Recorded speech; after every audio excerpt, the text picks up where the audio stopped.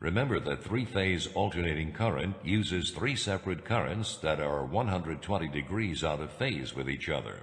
These phases produce more voltage peaks every second than single-phase power, making it easier to start and control AC motors.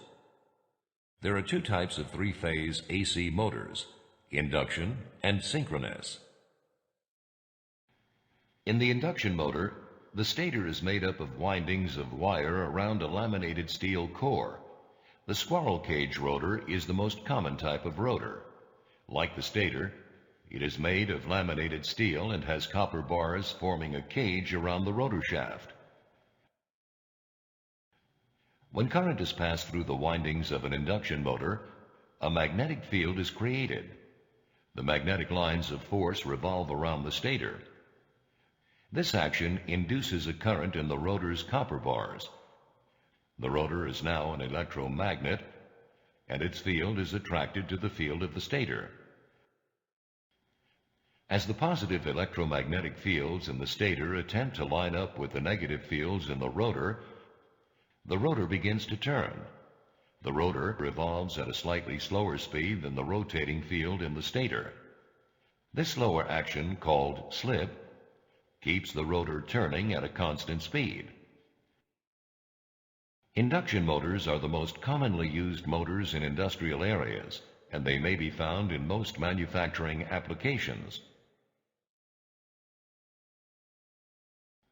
Another type of electric motor commonly found in the industrial plant setting is the synchronous motor.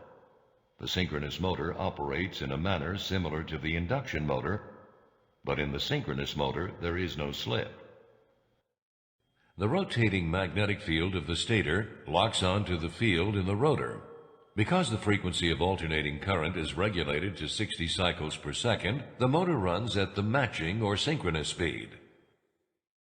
Synchronous motors are most often used in timing devices or where controlled speed is critical, such as chillers and HVAC systems. Which motor maintains a constant speed by rotating the rotor at a slightly slower speed than the rotating field in the stator?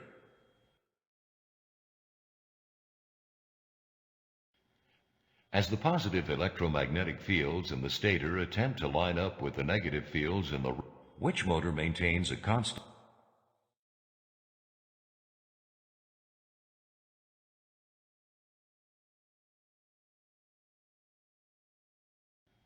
Modern electric motor technology produces high-quality motors that, when properly used and maintained, can run trouble-free for years.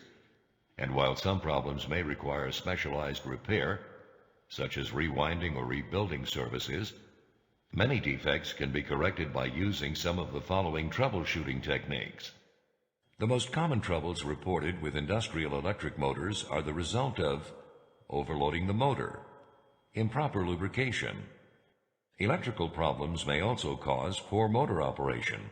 These problems can include low or high voltage supply, improper grounding, missing or improper phases. If a motor shuts down due to an overcurrent or overload protection device, look for the cause of the problem before replacing or resetting the device. These problems may include a short or ground fault in the motor connections, excess friction or mechanical failure in the device being run by the motor, and mechanical problems within the motor itself. Which of the following should you check first if a motor shuts down due to an overcurrent or overload protection device? A. Replace or reset the device. Select the component that produces a high starting torque and is commonly found in locomotives.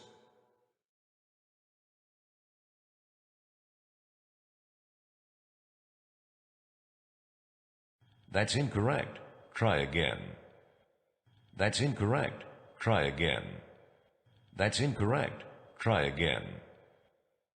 You're right. The series wound motor produces a high starting torque and is commonly found in locomotives.